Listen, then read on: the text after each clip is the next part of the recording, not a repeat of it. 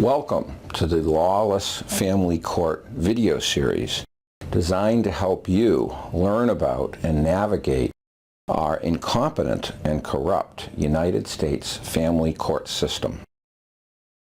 In this segment, we're going to talk about the fact that family courts are ignoring the constitutional requirement of having a jury. The U.S. Constitution says that any case involving more than $20 allows the plaintiff the right, as well as the defendant, the right to a jury trial. This is not to say that every family court case should have a jury trial, but this is the master stroke to set up this racket, and it was performed many decades ago in most states by eliminating the check and balance on judges and by eliminating the jury trial. It was removed with the stroke of a pen illegally in state courts, sometimes not even in the law by legislators, but in the rules of civil procedure. That was also an illegal act.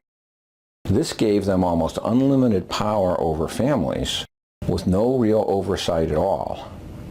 Even the appeals court is a joke because judges can write any finding of fact they want to create the outcome they want.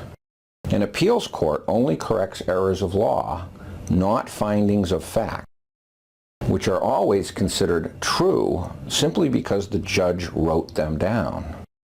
I know in my case, 80% of the findings of fact were written by my ex's lawyer, and likely the judge never even read them, as I was representing myself, and there is no greater sin to a judge than a pro se or someone representing themselves in court, especially if they learn some legal knowledge and keep pointing out all the illegal activities the judge is performing.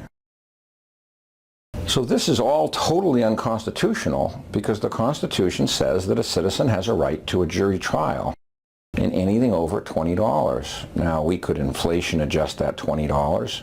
Maybe it's $1,000.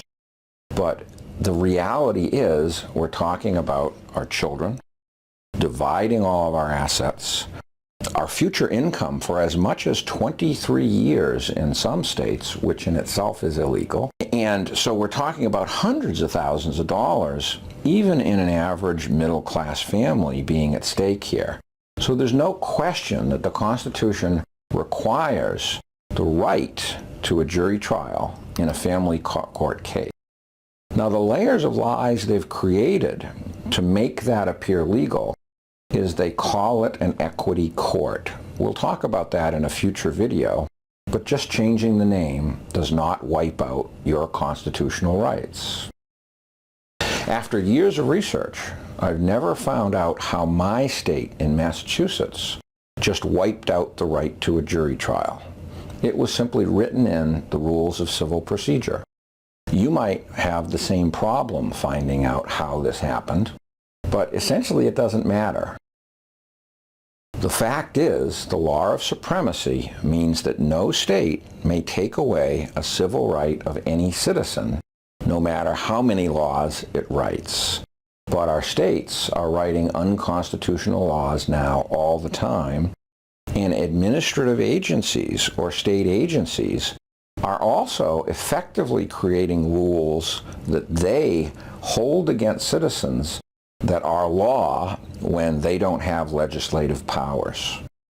Our founding fathers knew the juries were the only check and balance on judges. They're also a check and balance on bad laws being passed by legislators that are corrupt or potentially making money for themselves by putting in place new laws.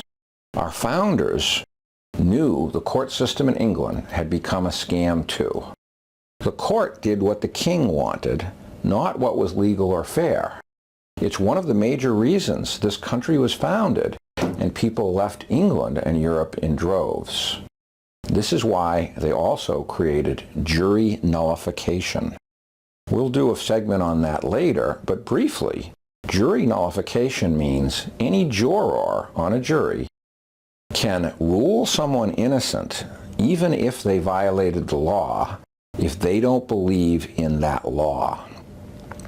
Interestingly, judges are preventing juries from hearing that today, but it is in the Constitution, and it's a check and balance against bad laws being written that the citizens do not want.